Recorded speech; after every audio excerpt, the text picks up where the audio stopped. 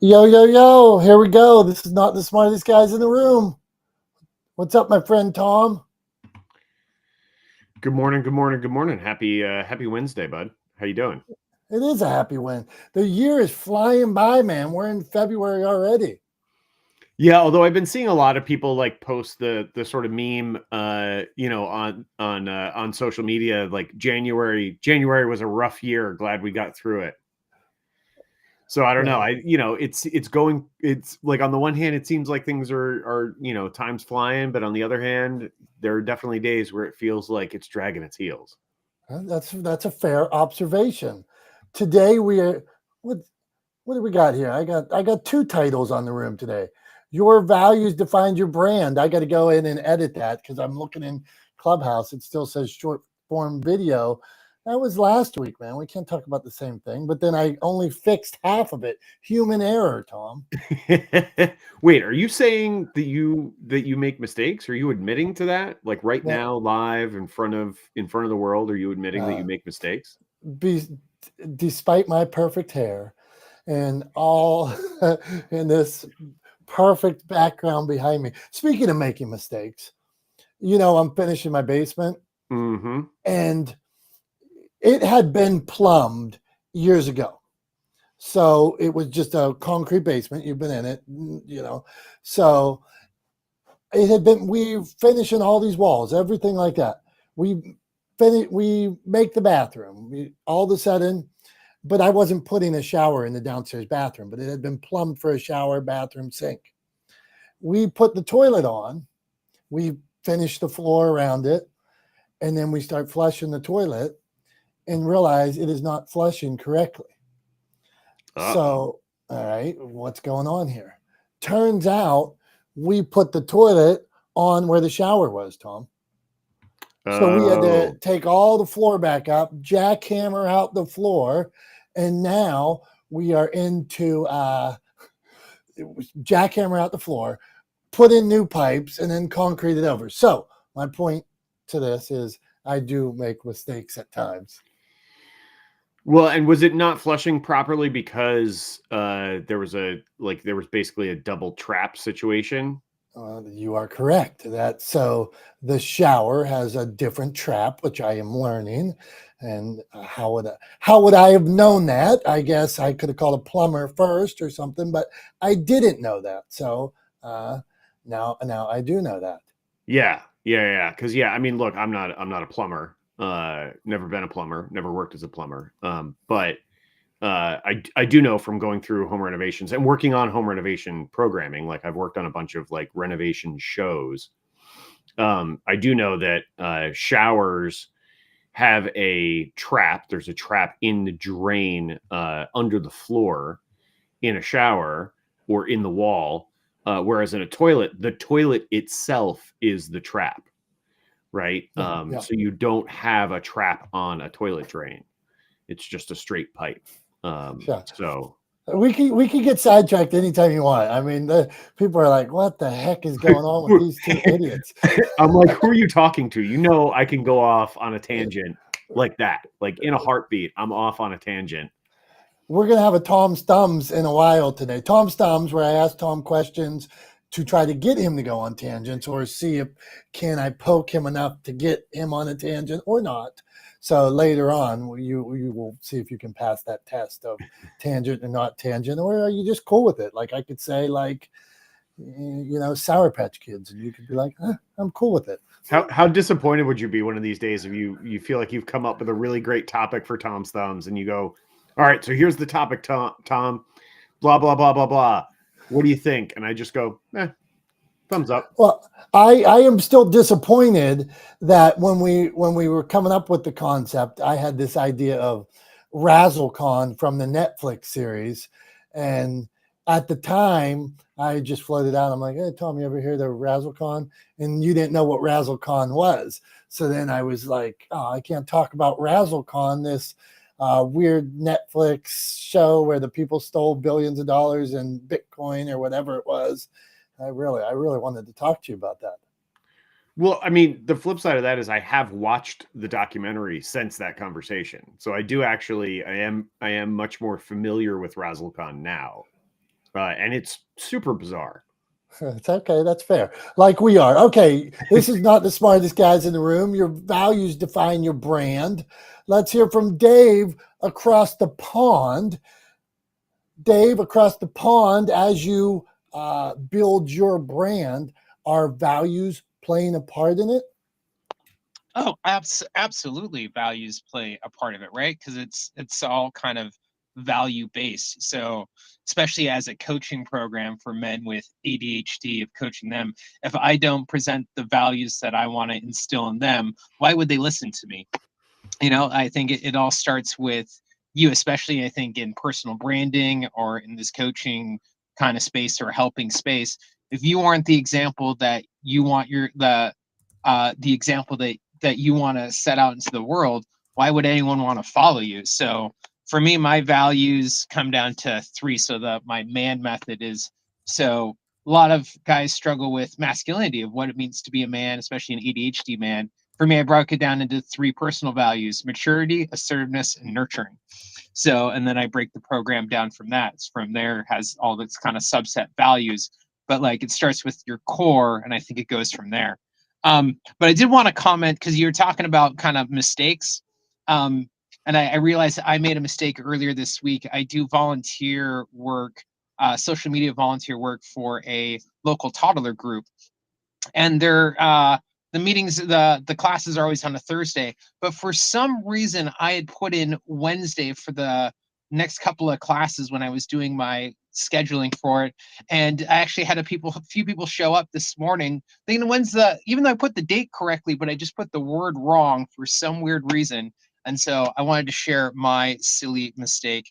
Not as bad as a trap, not knowing about traps and such and having to tear up a basement, but I wanted to share on that part too.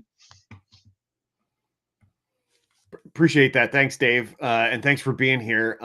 Yeah, I think that's great. I mean, look, I 100% agree with you. I think values, obviously, based on the title of the room and what we're talking about today, I think values do define a brand, and that brands should put their values out in front for everyone to see, for everyone to know and understand, and also so that their sort of audience or their community can hold them accountable to those values, right? I think we should all be held accountable to our values. And if we fall short of living up to our values, if we make a mistake, which we all do, on a semi-regular basis, I can say for myself, right?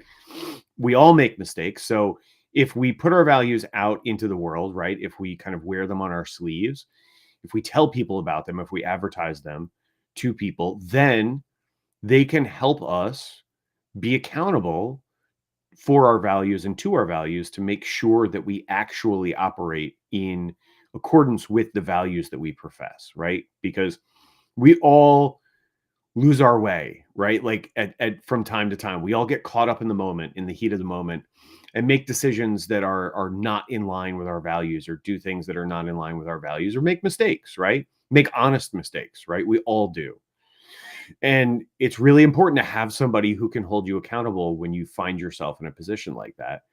And I think putting your values front and center can do that for you and for your business and your brand. But I think also where it's often overlooked by businesses and brands is that putting your values out front and center means that people who agree with your values, right, who share your values, are much more likely, dramatically more likely, to support you and your brand and your business than they would be if you did not advertise your values, right? And it also helps with sort of people get concerned about pricing, right? And especially in business, especially in retail businesses, right? They get into this sort of race of, or even just, B2Cs, regardless, right? Get into this race of like, trying to get cut prices, competing on price, Price, as long as you're in the ballpark, price becomes irrelevant if you give people a reason to feel good about supporting your brand. And sharing values is a great way to give people a reason to feel good about supporting your brand. So I think you're on the right track, Dave. I appreciate you being here and sharing what you're doing, and sharing a mistake you made, right? Like, we all do that. We all make mistakes. And I think that kind of authenticity, it's one of the things that I value, is authenticity and honesty and transparency in business. And so I appreciate you sharing that. What do you think, Dom? It's a world I live in, Tom. I question, in full disclosure here, do I live in this world to a detriment? Where if I believe in inspiration, positivity, smiles, equality, vigilance, standing up for other people, giving an equal voice to all, right? If these are principles I believe in, right, and how I try to run my business, sometimes you're like, huh, how do you know you're, like you mentioned about your audience holds you accountable, or you need somebody to hold you accountable? Well, how do you know you're not maybe I'm singing from the virtues or whatever and should be maybe nothing can be that pure. Is that possible? Go on, Dave. Like, it's interesting because I'm also applying for jobs as well. And over the last few years, I decided to be more honest about my ADHD and dyslexia in job interviews and putting it out there and being honest about, like, I'm in recovery and things like that. And I've had actually a few job interviewees say, you should, and honesty is a big value of mine. And almost, maybe it's just an Irish thing, I don't know, but it's like, I was told you should never mention this in an interview ever. And to me, I found it just like bizarre, because why wouldn't you want me to be upfront with what I can do well and what I know I'm going to struggle with? And it's to a point of, oh no, you can tell us in a few months' time, but then you're going to feel deceived. I'm going to feel like I'm lying to you, and not like when if there's an issue that comes up. And so, like, Hey, I've now found it. Let me ask you this. So, don't you think there's a need to know aspect? Why does an employer need to know how old you are? Why does an employer need to know that I struggled with X 20 years ago or something like that? Why? Well, with something like ADHD and like emotional dysregulation and things like that, it can affect the workplace. It can lead to a lot of benefits, but it can also lead to some issues. So just allowing them to know upfront what they're getting, right? Like, this is so that, hey, I've got these things that I can do really, really well. But when it comes down to kind of the paperwork, this is something I'm going to need extra time on. Like, so it's more of just kind of being honest with my skill sets of, like, here's where I've overcome certain challenges, and here's also an example of like my, like, trying to also show my resilience, right? Trying to show off my other values of, like, look, even I have struggles, but I can still work past it, to show authenticity. Because I feel like in so many interviews, people want to say what they want you to say, but not necessarily what they need to hear. I mean, you know what I'm trying to get at? 100%. They don't want to. They don't want to know that. They don't want to know all the grimy stuff up front. I get it, brother. All right, your values, define your brand. Tom Langan, what do you got here? Yeah, I mean, I think, to Dave's point there too, Dom, I would tend to agree. I think in the context of, being honest in an interview about your strengths and weaknesses, which we all have, right? Whether or not those strengths or weaknesses, come with a sort of an official diagnosis or whatever the case may be, right? Everybody has strengths and weaknesses. Everybody's better at some things than they are at other things, right? So yeah, I think it is valuable to be honest, and that ultimately, if you value honesty and transparency in that way, you would hope to work for somebody who does also, right? So it's kind of a bit of a trial balloon for you to see if whether or not the person you're interviewing with is a good fit for you too, right? Because it should be a two-way street, I think. So yeah, good point there, Dave. So we got a few folks jumping in now, joining us. This is Not the Smartest Guys in the Room. We're here every Wednesday, 9:30 a.m. Eastern time, streaming all over the internet and here on Clubhouse. So you can find us on Facebook, YouTube, LinkedIn, Twitch, and TikTok. And you can find us simply by searching at Motivation Champs or at Talex Media LLC. You can find us either way. So please join us. Feel free to jump onto Clubhouse, get into the Not the Smartest Guys in the Room house and into the room with us here. You can hop on up.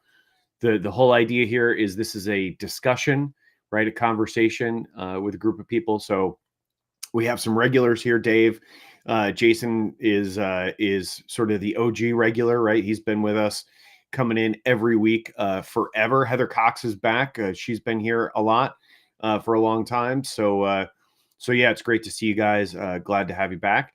And yeah, we're talking about values, defining your brand, which I think is something incredibly important. Whether or not you believe values should define your brand, and what those values are for you, right? So I think next in line here, it's been myself and Dom and Dave talking for a bit. So why don't we move on to some folks who are joining us? So my question to you, Jason, is: should values define your brand? And what's your sort of number one value that you think defines your personal brand, or you like to put out there and share with the world?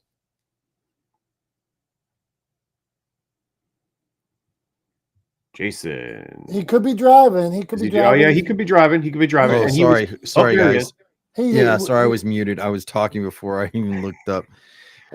All good. My biggest thing about my brand is relatability. You can talk about authenticity all you want, blue in the face. Nobody knows you. Nobody cares until it is something that they engage with an intersection.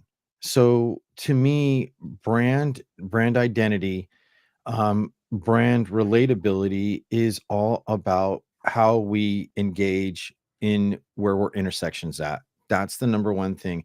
If I don't intersect with somebody or a group of people or a thing, then what am I doing? I mean, you can, like I said, you can be authentic all you want, but in an age where people have a lot of skeptical points of view, proof is in the pudding, is important, but the brand represents relationships of relatability. You can't get away with that. And something that just caught my ear when I was listening to you guys talk about, you gave the rundown.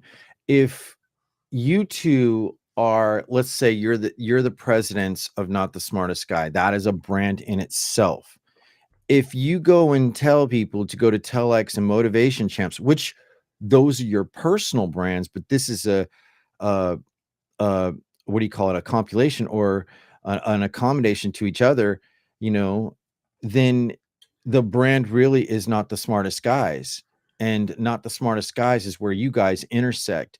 Your relationship and your friendship bring topics every single week that people can relate to, and that's up to them. And where you lead everybody else, if you tell people, you can go find us here, but not where the core essential identity of Not the Smartest Guys, that could be brand confusion. But if you make it relatable, like we come from different spectrums. Tom comes from the video perspective and photography and cinema and TV and so forth, and in the professional.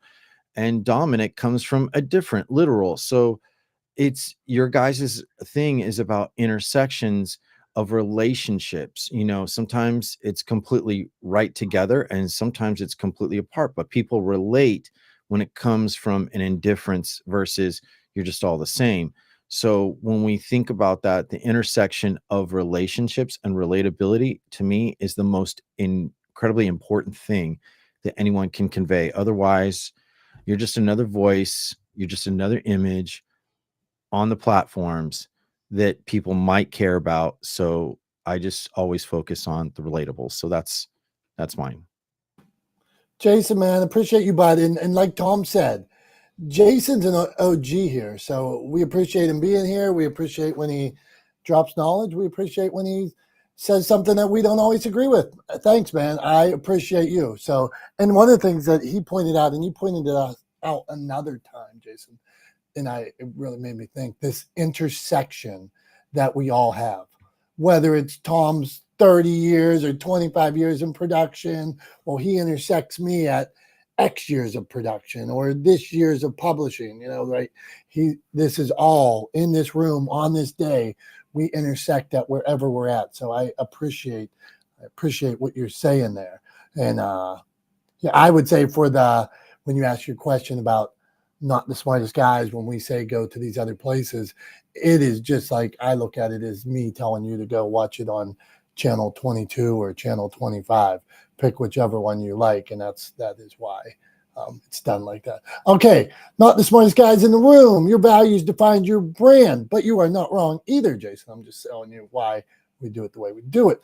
Okay, Billy, Brian, Pete, what's up? Mike, how you doing? Mike's got this picture here. So if you're not on, so when you stream, sometimes, Tom, I see the phone on the side. It shows what we're looking at. So Mike down here has this picture, and it almost looks like it's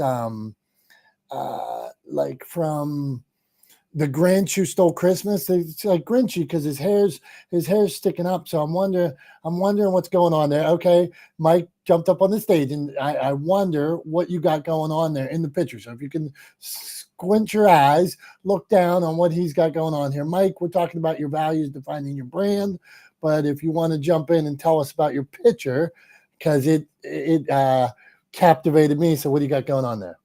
Yeah, sure. Thanks, man. So the picture, it's got the pink ticket there, so it blocks the bottom, but it's like a crescent moon hairstyle, actually. And the picture is actually from 1920-ish.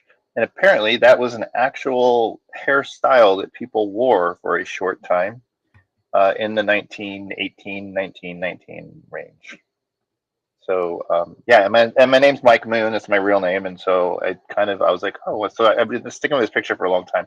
And trying to develop a brand using that picture on Clubhouse, rather than putting myself. I used to use my face all the time, but I just decided to do this because, frankly, I go between different rooms in Clubhouse. I spend a lot of time in rooms sometimes where it's mostly all black people, honestly, and I'm not even allowed to sit on stage sometimes. I'm certainly not included in the conversation if I show my smiley white face. So this makes me kind of generically ambiguous race-wise until I talk, and then they can make their own assumptions. But gives me a fighting opportunity to have my opinion considered in rooms where I might otherwise be judged for my PTR. I don't know anything about that, but I gotta ask Mike, what's that hairstyle that was worn briefly, that with the beard and the bangs forming that sort of crescent moon shape in profile? What was it called? Oh, I don't know that. I don't know that. I just know this picture is vintage, and I had to actually Google it to figure out where it came from. Oh man, now I want to know. So you're gonna have to come back, Mike, and you're gonna have to let us know what that hairstyle is called, because I will. I can't imagine that there is not a ridiculous name for such a ridiculous looking hairstyle. Yeah, and I should join it. Here, let me join it and come right back in the room so you can see the bottom of it, okay? Hold on 1 second. So there we go. See, one more person admitted. Your values define your brand, not the smartest guys in the room. We appreciate all. See, I got sidetracked by this picture. I'm looking at this weird picture, and so then I had to tell you all about it. Okay, Tom, while we're waiting, can we start at Tom's Thumbs? Yeah, I mean, hey, look, I'm always game to fly off the handle about something. So what do you got for me today? Okay, so we're going to get back to our subject here in a minute, but one of the segments we added, Mike, hold up a minute. We're coming back to you in a sec. You and Swifty there, Brian Swift. Okay, so one of the segments we added, I'll bring up something from pop culture, or a subject, and just get Tom's thoughts. He could say it's cool. He could say it's terrible. He could go on some long rant that we all get annoyed about, whatever that is. We're open to what comes. Okay, so today, Tom, I'm going to ask you about, what do you think about, you have a young daughter. What do you think about the young teenagers under 22 wearing sweatpants and slippers everywhere they go? How do you feel about this fashion sense? Oh man, I don't. You kind of painted me into a corner here, because I don't think there's a world where I don't come off sounding like a curmudgeonly old man. So I wanted to say, when I asked you this, I was thinking about a lot of these going on Reels and TikToks. So how this guy, I want to see if we can get you some hate. So go on. What do you think about people wearing slippers and sweatpants? Yeah, I mean, so I don't have a problem with being casually dressed, right?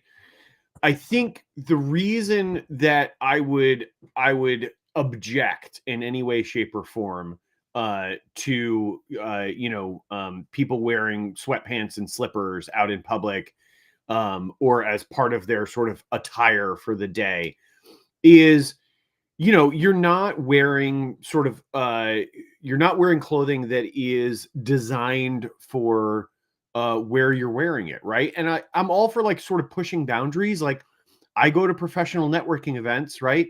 And I always have my hat on, right? I'm often the only guy, the only business owner, right? I actually own multiple businesses, right? I'm the only business owner in the room, the only entrepreneur who's walking around with a flat bill hat looking like he just stepped off his skateboard that he rode to the event, right? Like in jeans or like a button down shirt. I often I dress up a little bit more than like a hoodie or whatever, but I'm not like, I don't wear like a tucked in shirt. Like I'm not like putting on a blazer, right? Because that would be not authentic to who I am. But like I always have the hat on. The hat is a staple. In fact, it's part of like how people recognize me. It's become like part of my brand essentially.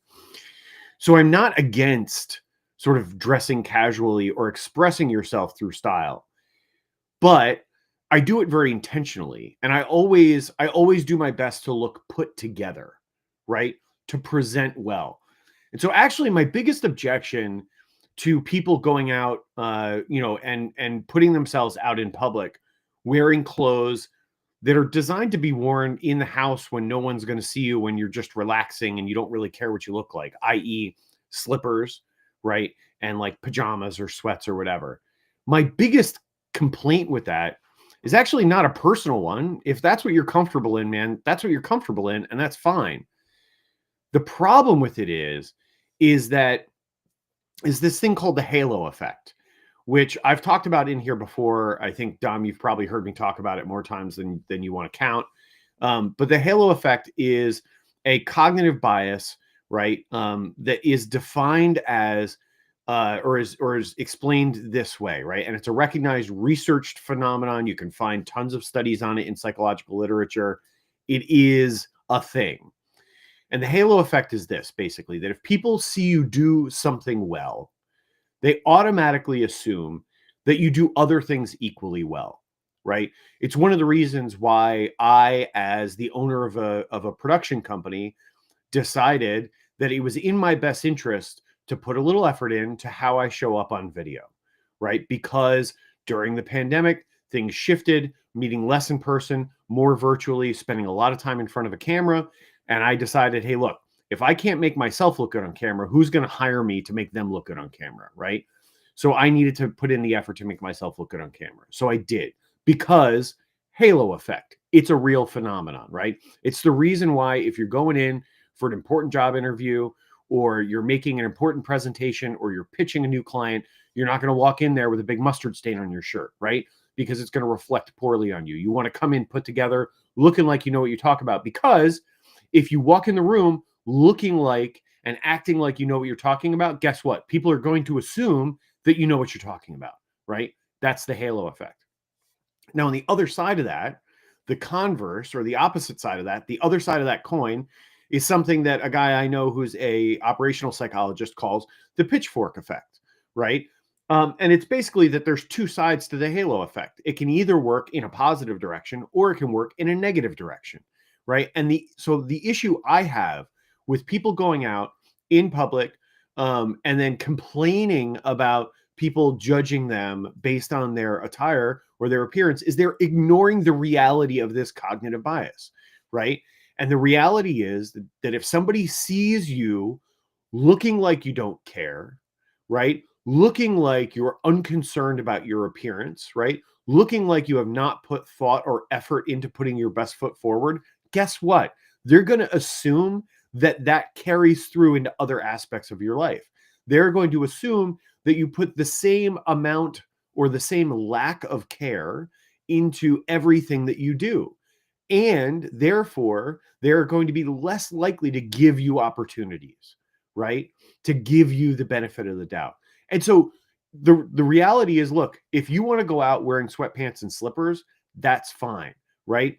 But don't shoot yourself in the foot and then complain to me that your foot hurts. I don't want to hear it, right? Like, don't cut off your nose to spite your face and then be upset that you don't have a nose, right? Like, you can't do the damage to yourself and then complain about the damage that's been done to you, right? You did it. You're in control. You're in the driver's seat. You can choose what to wear and how to put your best foot forward. And so if you know about the halo effect and you understand it, then you understand that it behooves you to put a little effort into how you present yourself to the world, because, like it or not, whether you agree with it or not, whether you think it's reasonable or not, you will be judged on how you present yourself, right? People will make snap judgments, right? It is part of our cognitive bias. It is how we all see the world. We all do it, right? Whether we want to or not. So I guess my answer is, if you want to present yourself as, I mean, I don't know, like, I don't know what the goal is for like people going out or people dressing like that, but here it is, right? I'll sum it up this way. I'm going to give it a thumbs down, because if you're going to go out in the world and wear sweatpants and slippers, then expect to be treated like somebody going out in the world wearing sweatpants and slippers, and don't come crying to me when somebody says, hey, look at that guy, they're wearing sweatpants and slippers out in public, they must have given up. Like, in the words of Seinfeld, sweatpants are the attire of someone who has given up. Man, you came out swinging in against sweatpants and slippers. Ouch. For all those out there wearing sweatpants and slippers, Tom Langan just gave it a thumbs down. All right, well, let's move on, Tom. Let's see what kind of hate you get when I clip that and share it. Yeah, bring it. Here we go. All right, okay. Not the smartest guys in the room. That was Tom's thumbs. Okay, we're getting. Oh, our buddy left. Mike, we're coming back in a minute. Brian Swift, what have you? We're talking about values, defining your brand, Mr. Swift. Okay, I'm coming back to Jason. We're coming back to everybody. Swift, what say you? And then we'll get back to that. Go on, Brian Swift. You're on mute. Talk about values and brand. Talk about sweatpants. Go on. 3. Okay, go on. All right, sorry about that. Well, exactly. I mean, just look at the example that you just gave about sweatpants and slippers. I mean, we do define people how they look. Fair or unfair, it doesn't matter. So, your value is not just your brand isn't just your value, but your brand is how you present yourself, not just what you're wearing, but how you talk. Are you showing up on time?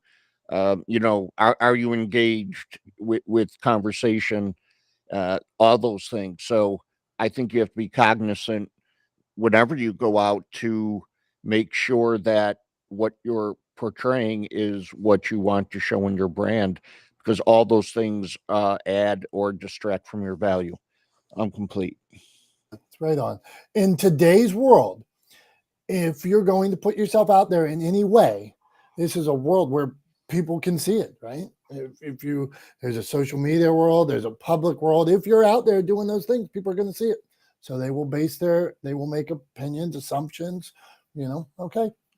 How do you accept it? You don't. I mean, it is what it is, right? True, false, but you're putting yourself out there. And for my storytellers out there, be comfortable putting yourself out there, right? It's part of the game. Put yourself out there how you want to be seen. Understand that there will be feedback. There will be blowback. Some people will like it. Some people will hate it. But you put yourself out there. If you believe in it, keep doing it. If you don't.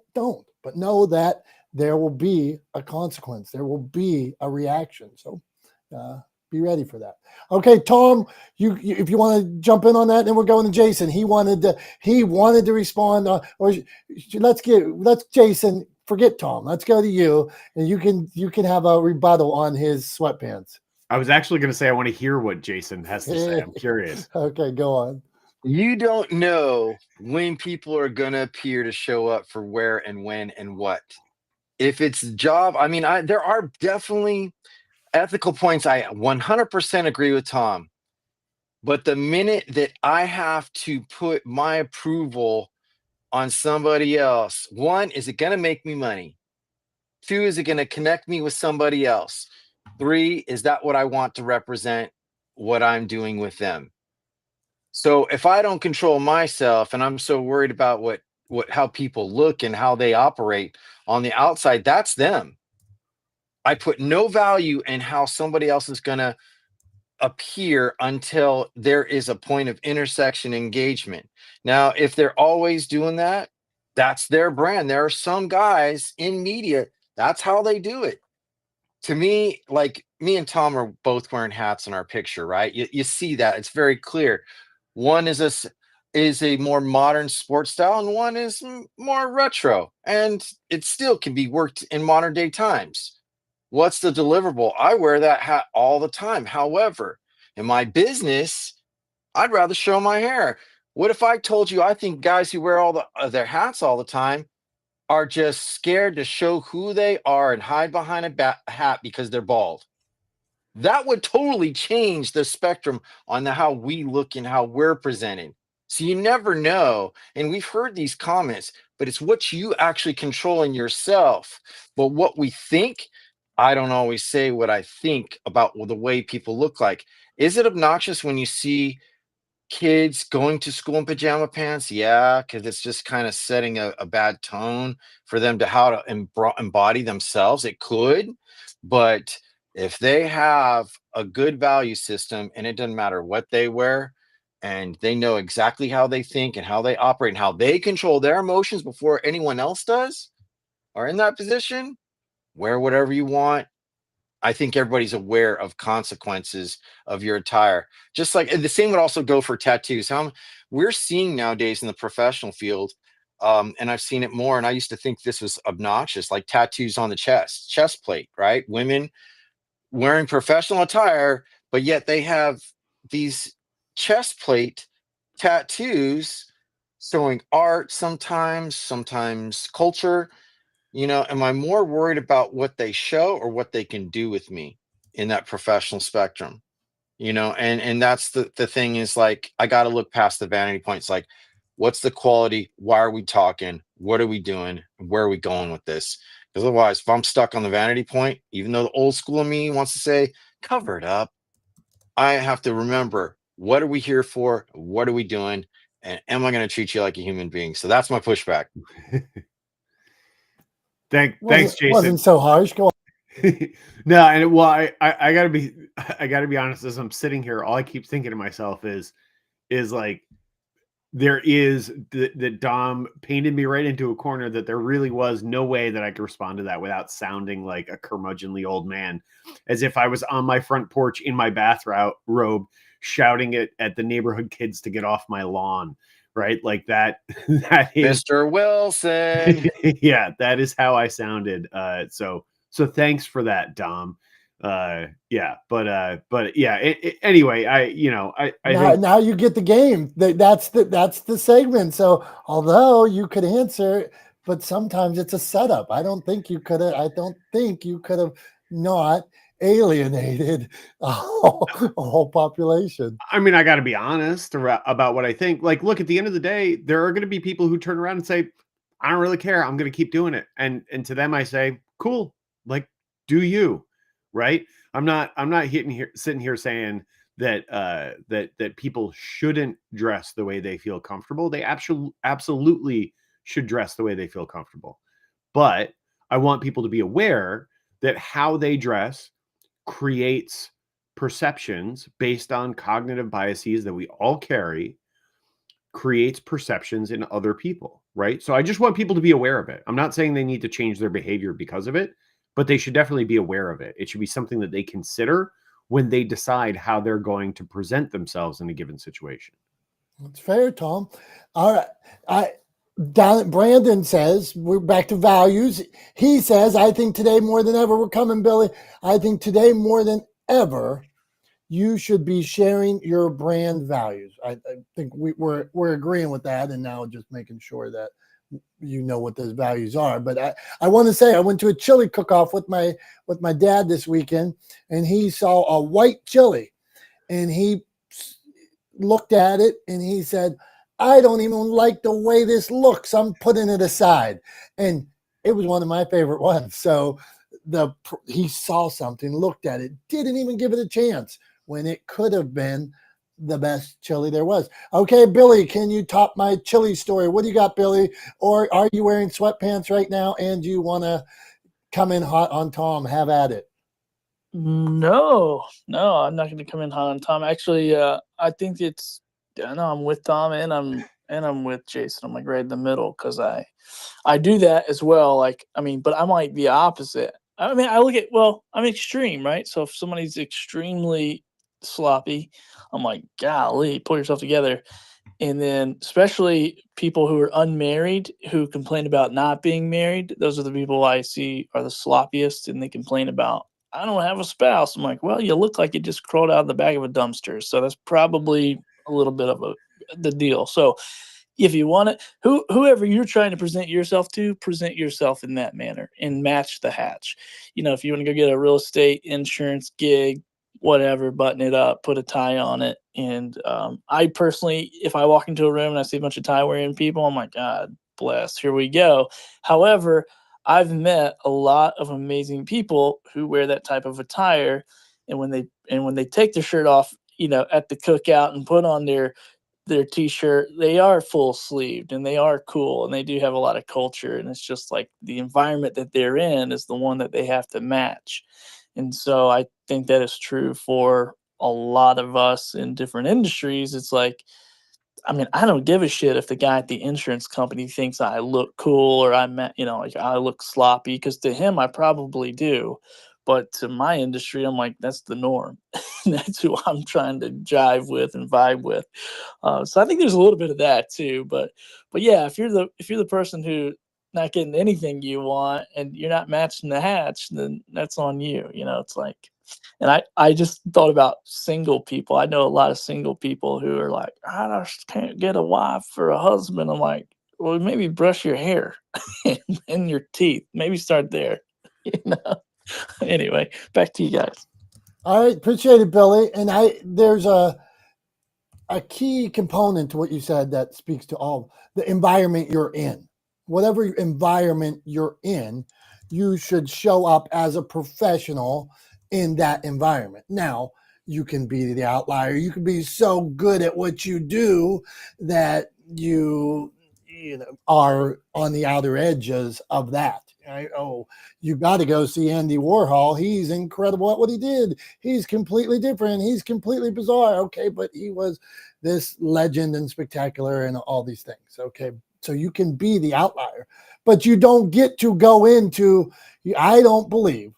I had a young associate at one point that was entering the business world with big bushy beard, didn't give a F about anything. I don't think coming into the business world, you get to start out not giving a F about anything. Later on, once you earn the right to not give a F, once you earn the right to say, I can pass up these clients, I can do things my own way, I have this reputation, I have this resume, okay. But coming in, you have not earned the right to be the outlier. You have not earned the right to take a dump on how things have been done. Sometimes they say, read the rules, know the rules, understand the rules, break the rules. But you have to know how the game's played before you are allowed to break the rules. So that is my morphing off on your values, defining your brand. This is not the smartest guys in the room. Come on up and speak. We had Brandon comment. My buddy Dave down there, he's got 7 podcasts and he's about to have a 500th episode of one coming out soon. Come on. Joe Black, if you want to come up and talk about values, come on up. It's almost show and tell time. But before that, Tom, what do you got?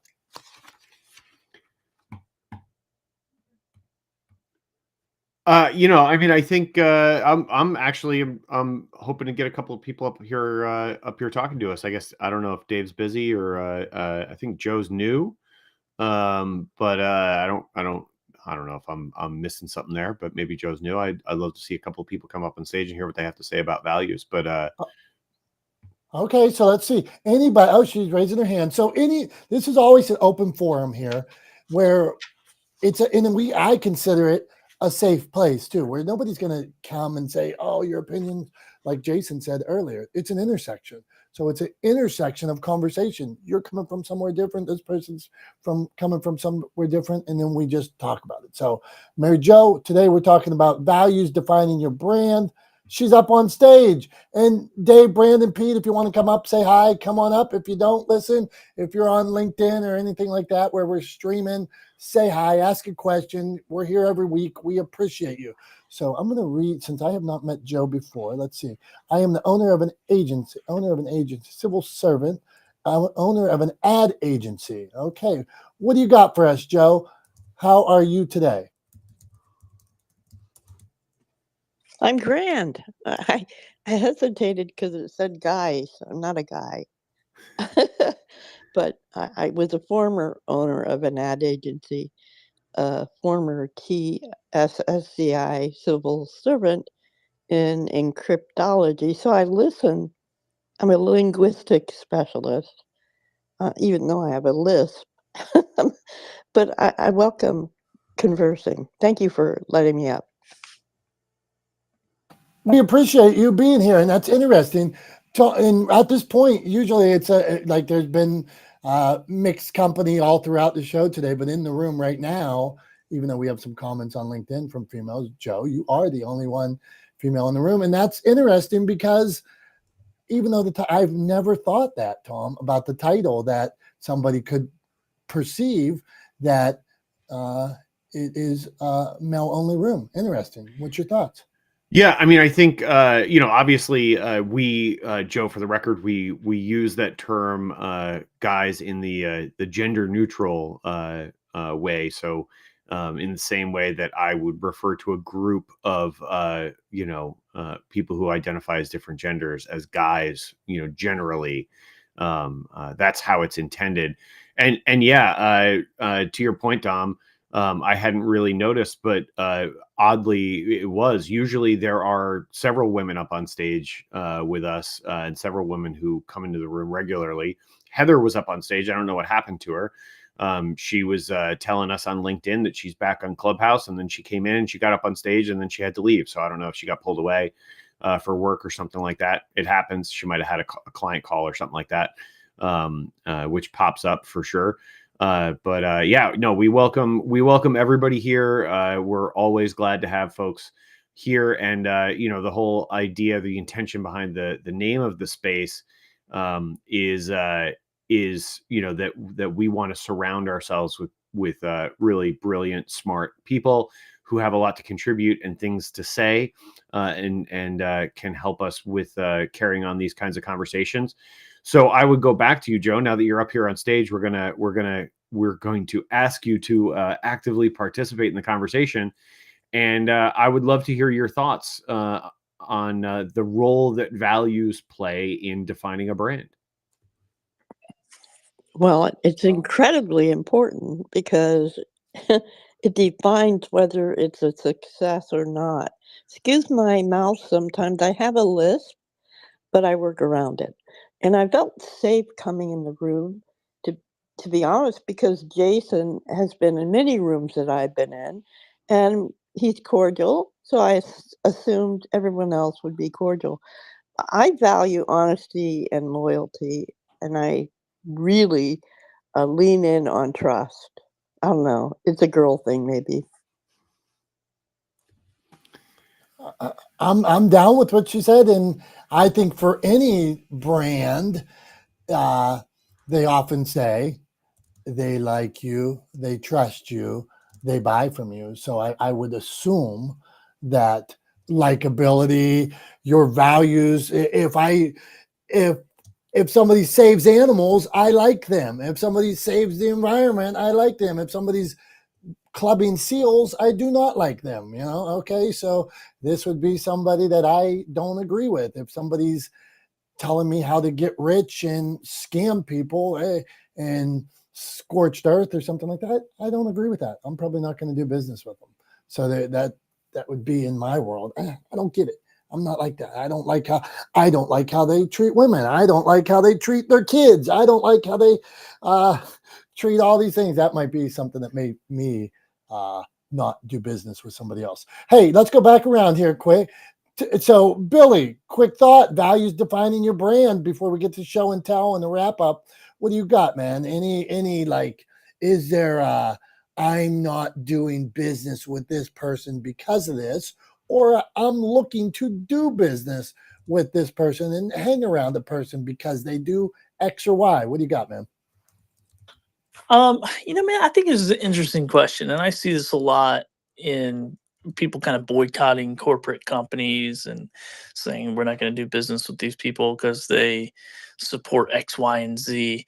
And I just always think, like, man, that is a very tall task to fulfill if I'm going to vet every single person that I do business with, either transactionally as a consumer or B2B, and dig that far down to find out if every thought that we have is congruent with each other and we agree on everything to be able to do a transaction.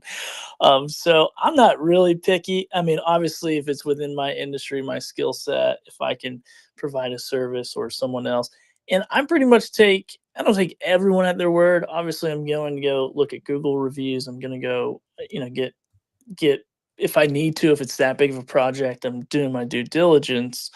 But I try to give everyone a benefit of a doubt and just go, hey, let's, even if they didn't work together good with the last person, I still try to do it. But I mean, yeah, I'm with you. I think it's kind of common sense, or at least in my mind anyway, of like, is this a good thing or a bad thing? And then is it line up with my morals, and do I feel right about doing business in a certain way, or whatever. So I always just try to be fully honest, fully transparent. I don't really sell the highlight reel. I know I probably should. I'm not good at marketing because I just don't cherry pick the great and put it out there and try to resell the plan to the great, unless I'm striking the great every single time. So anyway, I think that's my thing, man. I'm like, are people real? Are they transparent? Are they honest? Because that's who I am, and that's what I want to be to the best of my ability. And sure, stuff goes sideways. I've had deals go bad. I've had all that stuff happen. I probably have people who hate me who live on this planet, and it's totally fine. And that wasn't my intention, and it's unfortunate it happened that way.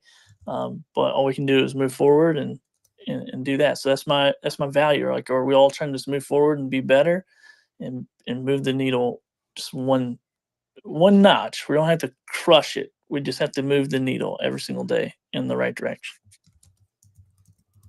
Good stuff, Billy. All right, Swift, same question. Is there are you moving towards a brand or away from a brand because of values? Have you found yourself recently doing either? So you don't have to name the brand, but just, hey, I like what they're doing, or no way am I supporting them. Yeah, and I think some of that changes at where you're at in life. I think as I've gotten older, and if there's more choices, I try to, I think we all tend to do business with people that are very similar.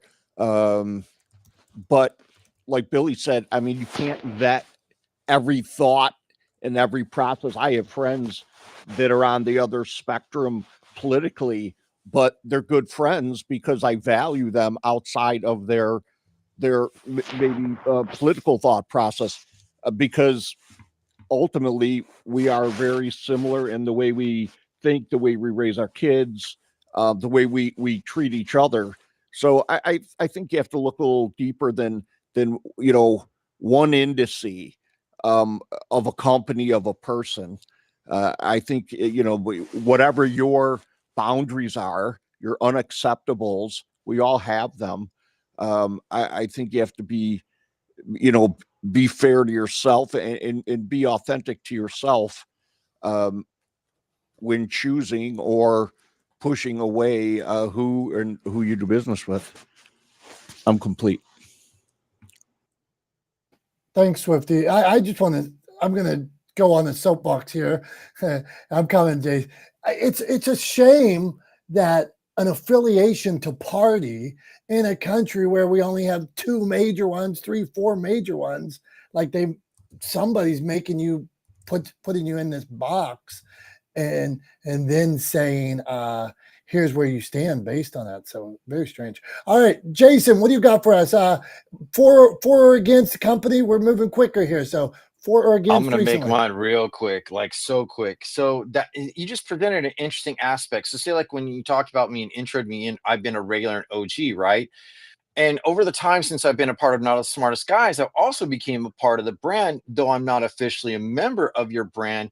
But when you have regular people that add the contribution of your conversations, this visibility of relatability, it makes a big deal. So the people that come on and make these conversations are a part of your brand overall, and however they look or however they talk, it's variety. And you know what, people get behind brands of relatability, of variety, and not just like, oh, this just one way, because like you said, the political thing could be a catalyst to basically separate you from what you do. I don't tell people my politics, but you know what I did get famous for recently? I just made myself relatable to a whole lot of people with the protests, and they listened to the perspective, and I accepted everyone. So I had more people on both sides of the aisle in my brand for Sound Off Tune In. So it's something you never realize. How can you make it an open table for people to come, sit, and leave and not take offense to it? So I think that's a very aspect. Not the Smartest Guys is always a great open table to be a part of. That's my pitch and hook. Thanks, Jason. Appreciate that, and appreciate you being here every week, being a part of the conversation, being a part of this space for as long as you have been. In particular, you Brian's been here forever. Billy has been coming in here regularly for a long time. Dave has been in and out over the years. So really appreciate all you guys, and welcome to the new folks. Welcome to Joe and everybody else that's joining us for the first time. So really quickly, we're getting close to the hour here. We're going to try to be consistent in keeping things to an hour. We're going to run probably a minute or two over today, if I'm being honest about myself and how long I tend to talk. But first, before we get to the wrap up, before we close out the room, Dom has a little something to show and tell us about. Tom, first, we have too many good segments going on. We appreciate all you and all the contributions. We just keep it going. Okay. We were talking about values defining your brand today. So I am going to show a book. As a publisher, I don't always show books. So this is Izzy the Inchworm, First Day of School. This is the first book that Motivation Champs ever published. Vicky Hagee is a great soul. She's one of the kindest people I know. When we first started publishing Izzy the Inchworm, we had a different artist at the time. The artist, it was not the artist who made this beautiful work. It was a different artist who's just wasn't, their principles were not really agreeing with Vicky. They weren't doing a great job. On my first project as Motivation Champs, I had to get rid of the artist. It wasn't going to work. And you just saw that, no, I can't, this artist can't deliver on what Vicky needs. So at the time, my first project, I was basically insolvent and out of business because halfway through I had to decide to pay a different artist. So any money we were going to make on the project was gone because, well, the right thing to do was find an artist that spoke to Vicky and could deliver. So Izzy's first day, Cody Sims drew it. He did a great job. He does a lot of work for me years later, but it was that commitment to the value that we were going to deliver, that we were going to make her happy, that she deserved it. We were going to be vigilant and fight for her. These were all values that I stood by, even at a loss, even at going out of business at the time. I was going to put those values up front. and put my money where my mouth was. We could have done the wrong thing, but at the end of the day, I believe you got to do the right thing and what you stand for. So that's Izzy the Inchworm, first day of school. That's what I have as show and tell today, Tom.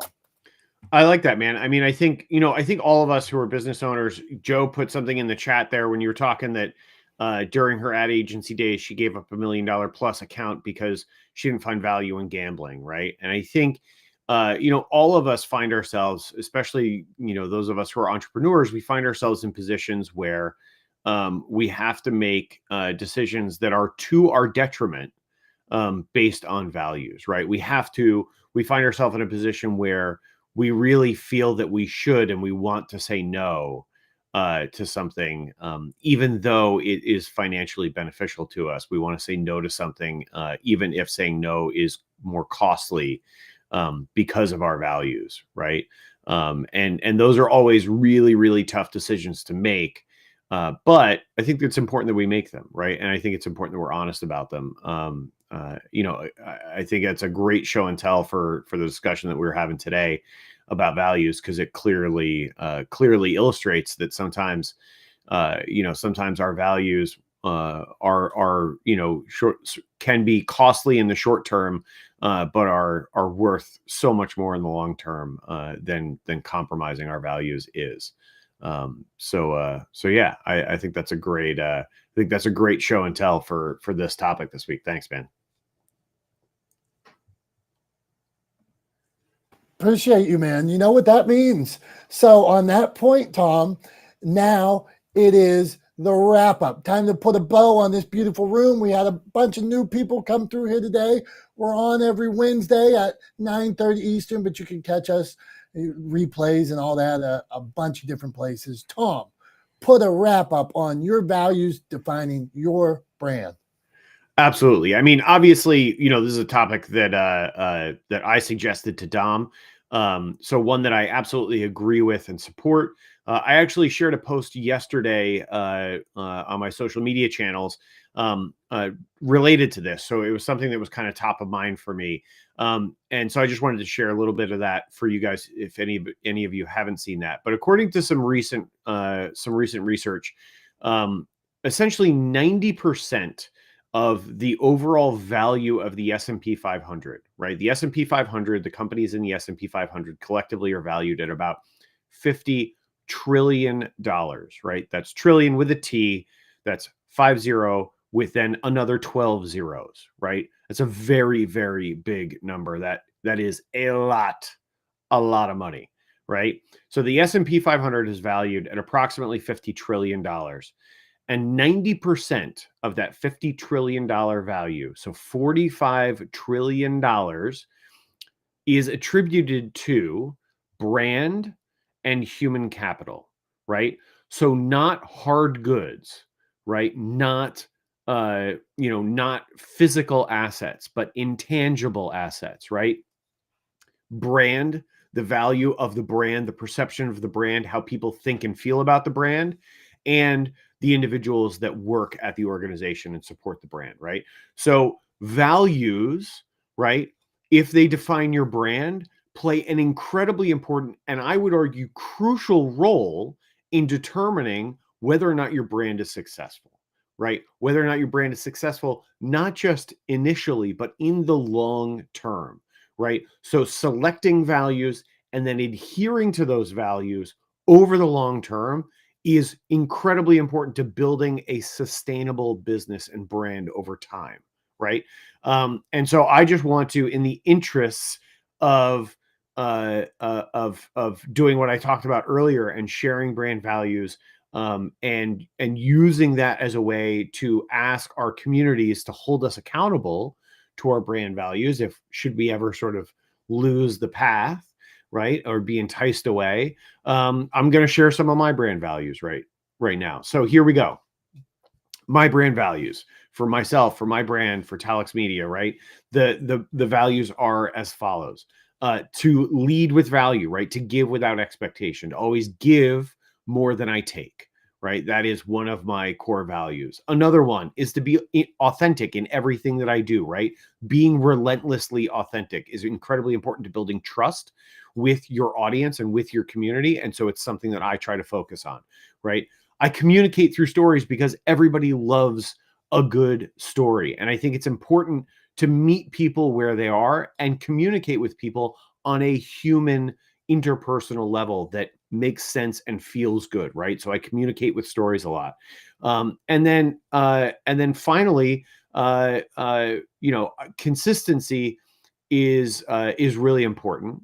And I think it is crucial to building trust. So I try to be consistent in my messaging, in the way that I present myself in Talex Media, in the work that we do, the quality of it. I try to be consistent across all these things. And then actually, finally, I always try to put the needs of my audience ahead of my own, right? Because my goal, my overarching goal is to help, right? Is to be one of those helpers, right? That Mr. Rogers famously talked about, right? To look for the helpers. I want to be one of those helpers that people look for. And if my goal is to help people, I have to put their needs ahead of my own, right? Primarily, right? It's not to say I ignore my own needs, because I don't, right? But I try to put my audience's needs, my community's needs, and their wants ahead of mine, right? Those are my brand values. So I would say all of us, I think, should go through this exercise, talk about your brand values, put them out in the world, share them with people so that your community can hold you accountable. It will, over time, prove incredibly valuable to you, to your business, to your brand, and will help you build value over time. So that's all I got for this week. I know we ran a little bit over. Appreciate everybody sticking around for the long haul. We're only about 7 minutes over, so it's not that bad. Not like we used to do. We used to go for like 2 hours. So we're trying to keep it a little bit more concise. But appreciate everybody being here. Thank you for being a part of the discussion. You guys are the reason why we do this every week. You guys make us not the smartest guys in the room. So for Dom, I'm Tom. Thank you for being here yet again, and not the smartest guys in the room. We will see you next Wednesday at 9:30 a.m. Eastern time, right here in Not the Smartest Guys in the Room, broadcasting all over the internet and on Clubhouse. Thank you once again. Have a great rest of your week. Have a great weekend. We'll see you soon. Take care. Bye-bye now.